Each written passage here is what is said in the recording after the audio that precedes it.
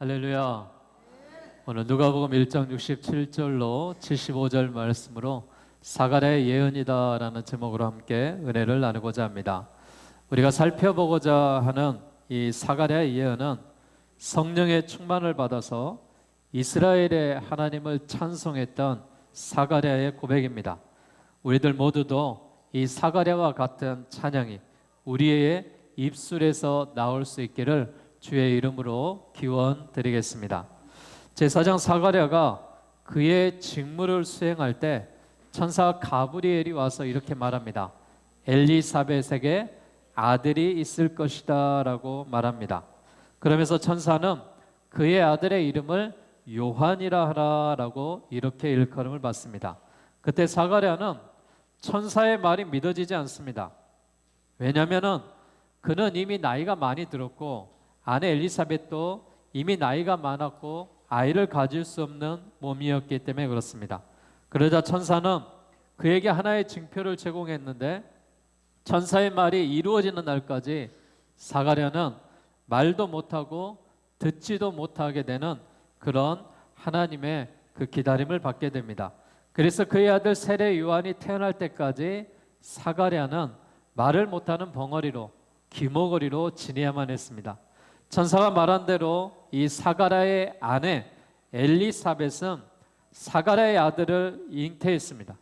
엘리사벳이 잉태한 지 6달이 되었을 때 엘리사벳의 친족 마리아가 그들을 찾아왔죠. 마리아는 석 달쯤 그들과 함께 머물다가 자기 집으로 돌아갔는데 이 모든 일을 통해서 사가랴는 그의 아들 세례 요한이 하나님의 아들 예수 그리스도의 길을 준비할 선지자가 되리라는 사실을 이미 알았습니다. 또한 사가랴는 이미 마리아가 그의 태중에서 하나님의 아들 예수 그리스도를 잉태했다는 사실도 알게 되었습니다. 드디어 해산할 기한이 차서 사가랴의 아내 엘리사벳이 아들을 낳습니다. 낳은 지 8일이 되어 그 아들을 할례하기 위해 이웃과 친족들이 모였는데 바로 그때 사가랴의 입이 열리고 혀가 풀리면서 사가랴는 하나님을 찬양했던 이 기록이 오늘 본문에 나와 있는 기록입니다. 그가 하나님을 찬양했던 그 내용, 오늘 우리가 살펴보고자 하는 이 사가랴의 예언의 노래가 특별히 사가랴의 노래에 하나님의 구원과 관련된 언약의 말씀들이 있습니다. 특별히 다윗의 언약이 들어가 있고 아브라함의 언약이 들어가 있고 그리고 새 언약이 들어가 있습니다. 오늘 이 세 부분을 중심으로 말씀의 은혜가 오늘 주의 길을 예비하며 주님 탄생을 기다리며 하나님의 은혜가 넘치는 주의 교회와 믿음의 성도들에게 함께 하시기를 주의 이름으로 축원드리겠습니다. 예수님이 성취하신 세 가지의 언약이 무엇이냐? 첫째는 다윗의 언약입니다. 모태로부터 성령의 충만을 받은 세례 요한이 복중에서 기쁨으로 뛰놀며 하나님의 아들 예수 그리스도를 증거합니다. 성령의 충만함을 받은 엘리사벳도 그의 노래를 통해서 하나님의 아들 예수 그리스도를 증거했습니다.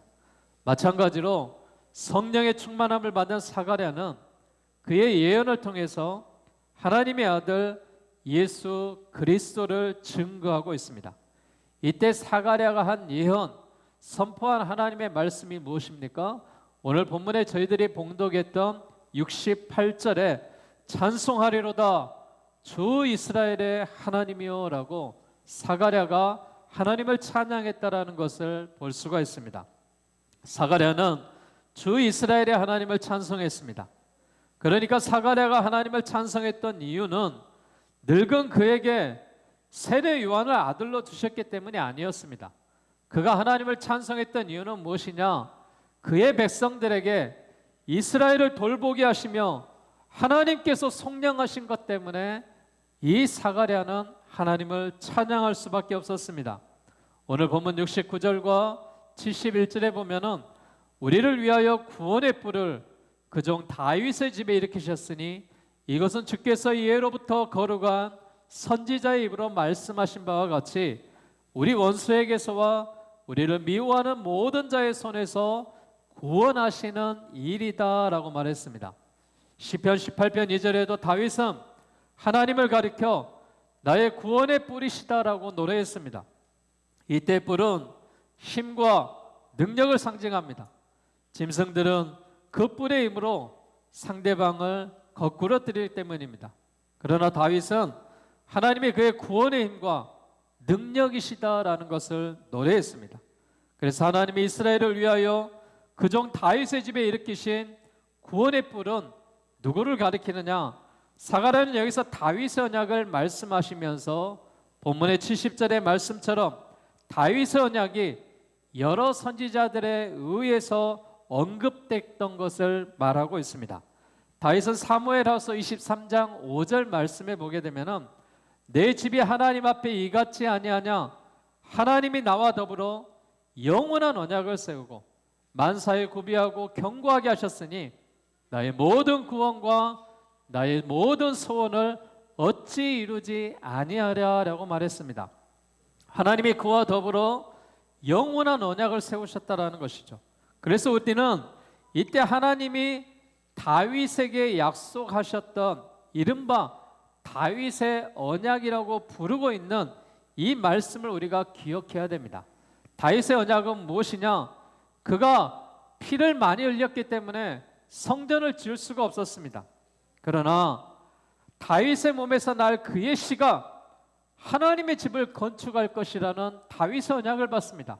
그 첫 번째가 솔로몬이 하나님의 성전을 건축할 것이다라는 놀라운 축복의 은혜를 받습니다. 또 하나 다윗의 이 언약은 그의 씨로 말미암아 하나님의 아들 예수 그리스도가 나게 될 것이다라는 축복입니다. 하나님이 다윗에게 약속하신 대로 다윗의 자손이신 예수님이 그들 원수의 손에서 구원하실 것입니다.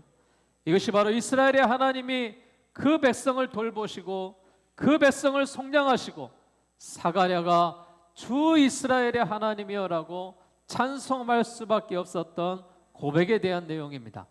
오늘 이 다윗의 언약의 성취를 이루신 예수님의 놀라운 은혜를 바라보면서 하나님의 은혜에 감사하며 우리도 사가랴처럼 늘 기쁨으로 하나님을 찬송하는 믿음의 백성들이 다 되시기를 주의 이름으로 축원합니다. 이 사가랴의 예언에 대한 두 번째 언약의 말씀은 아브라함의 언약이었습니다. 오늘 본문의 72절과 73절 말씀에 보면은 우리 조상을 긍휼히 여기시며 그의 거룩한 언약을 기억하셨으니 곧 우리 조상 아브라함에게 하신 맹세다라고 되어 있습니다. 여기에 이스라엘의 조상 아브라함이 나오겠는데 아브라함 이전에는 사실 유태인도 없었죠. 이스라엘 백성도 없었죠. 그래서 아브라함은 이스라엘의 조상으로 불립니다. 아무튼 하나님은 아브라함과 더불어서 언약을 맺으셨는데 이것이 바로 이른바 아브라함의 언약입니다. 하나님이 아브라함과 언약을 맺으신 이유가 무엇인지 아십니까?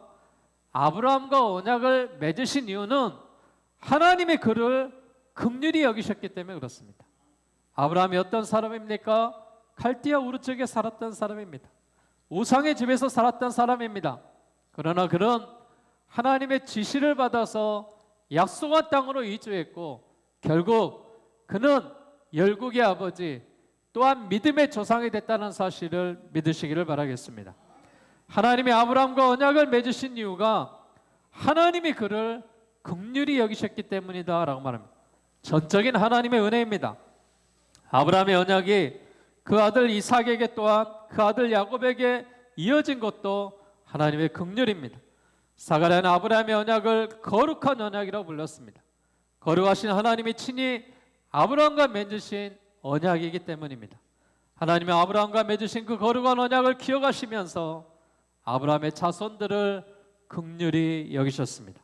그래서 창세기에 보면 아브라함의 언약은 아브라함과 그의 아들 이삭 그리고 그 이삭의 아들 야곱에 이르기까지 8번에 걸쳐서 등장을 하게 되는데 창세기 12장에서 35장까지의 아브라함의 언약이 나옵니다. 오늘 본문에 하나님이 아브라함에게 맹세하시면서 아브라함과 더불어 언약을 맺으셨다는 사실을 밝히고 있죠. 그 자세한 내용이 창세기 15장에 나오는데, 하나님은 아브라함이 짐승들의 쪽에서 그 쪼갠 것을 마주 대하며 놓게 하셨습니다. 창세기 15장의 17절과 18절의 말씀에 보면은 짐승들의 쪼갠 고기 사이로 주님이 지나가십니다. 당시 생명을 걸겠다는 상징이 짐승들의 고기 사이로 지나가며 언약을 지키겠다는 그 약속의 상징으로 그런 행동을 했습니다. 이렇듯 하나님은 아브라함에게 맹세하시면서 아브라함과 더불어 거룩한 언약을 맺으셨는데, 그 언약이 무엇이냐? 맺으신 언약이 구체적으로 창세기 12장에 나와 있는 말씀입니다. 내가 너에게 땅을 주겠다. 내가 너에게 큰 민족을 주겠다. 내가 너에게 풍성한 복을 내려주시겠다라는 약속입니다. 아브라함에게 약속하신 대로 하나님은 이스라엘 백성들에게 가나안 땅을 주셨습니다.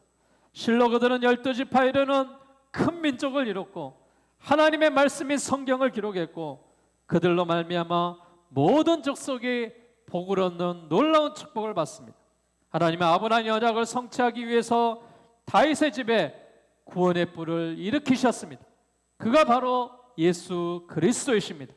사가랴는 예수님이 아브라함의 언약을 온전히 성취할 것을 이야기하면서 오늘 보면 74절과 75절에 이렇게 말합니다. 우리가 원수의 손에서 건지심을 받고 종신토록 주의 앞에서 성결과 의로 두려움이 없이 섬기게 하리라 라고 말했습니다. 이제 예수님을 믿는 우리가 아브라함의 자손이 된 줄로 믿으시길 바랍니다. 우리는 아브라함의 자손으로서 아브라함과 함께 놀라운 축복과 은혜를 받아야 되는데, 아브라함에게 주신 축복처럼 여러분의 땅에, 여러분의 자손들에게, 여러분에게 풍성한 기름진 축복이 함께 하시게 하셔서 예수님의 놀라운 이 언약들이 성취되는 축복의 말씀의 언약이 아브라함의 언약으로 이루어지시기를 주의 이름으로 축원합니다.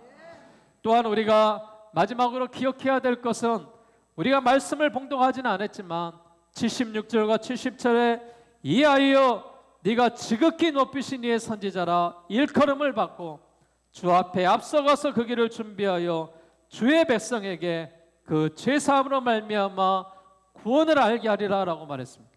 다윗의 언약, 아브라함의 언약에 이어서 예수님은 우리 모두에게 새로운 언약을 주셨는데, 오늘 본문의 새 언약의 용어는 나오지 않지만 오늘 본문의 이 내용처럼 주 앞에 가서 그 길을 준비하며 주의 백성에게 죄사함의 구원을 일으키는 예수 그리스도가 우리의 구원자로 오신 것을 믿으시기 바랍니다. 사가랴는 세례 요한을 가리켜 내 아들아 라고 말하지 않았습니다. 이 아이여라고 말하면서 세례 요한은 예수 그리스도의 길을 예비하는 그런 공적인 자로 이야기를 했습니다. 사가랴는 그의 아들 세례 요한이 지극히 높으신 곳 하나님의 선지자라 일컬음을 받게 될 것이라 라고 말했습니다.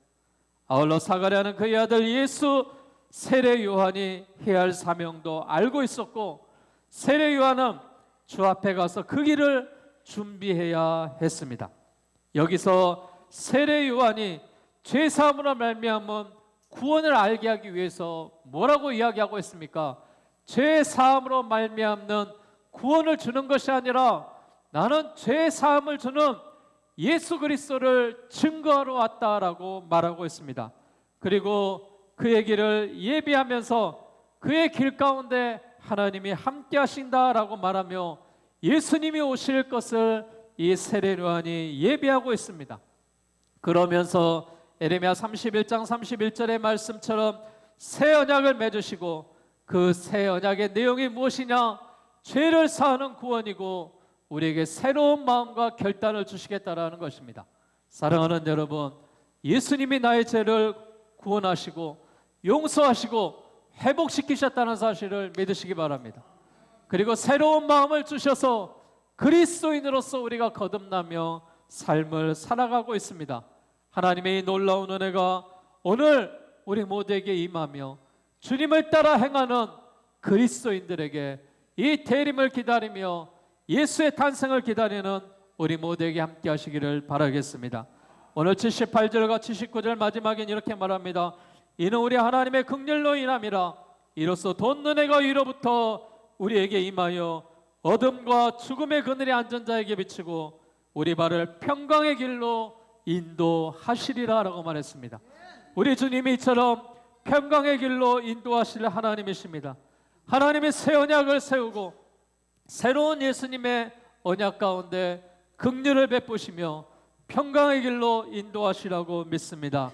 오늘 우리 모두에게 이 새 언약의 말씀이 들어와서 주님과 함께 평안의 길을 거시고 하나님과 함께 은혜의 길을 걸어가셔서 주님이 주셨던 이 사간의 예언처럼 다윗 언약이 성취되고 아브라함의 언약이 축복의 말씀으로 이어지고 새 언약으로 평강의 하나님이 늘 함께 하시기를 주의 이름으로 축원합니다. 오늘 우리에게 주시는 이 말씀처럼 어둠과 죽음의 그늘에 앉은 자는 그의 발을 움직일 수가 없습니다. 예수님의 그 빛 가운데 거하게 할 수 있는 사람은 평강의 길을 걸어갈 수가 있다라고 말했습니다. 제3에서 오는 평강, 새 마음을 받는 오는 평강이 넘치기 때문에 이사야 9장 6절의 말씀처럼 예수님은 평화의 왕으로 오셨고 평강의 길로 인도하시라고 믿습니다. 이처럼 예수님은 다윗의 언약을, 예수님은 아브라함의 언약을, 예수님은 새 언약을 함께 하셔서 영원히 우리를 다스리며 영원히 우리를 보호하시며 우리를 인도하실 여호와 하나님이라는 사실을 믿으시기 바랍니다. 우리 모두가 하나님이 주시는 축복의 말씀을 풍성히 받아서 날마다 이 땅에서 주님과 함께 대림을 기다리는 우리 모든 한 사람 한 사람이 축복의 통로의 길로 걸어가시고 축복의 은혜 가운데 함께 하시기를 주의 이름으로 축원합니다.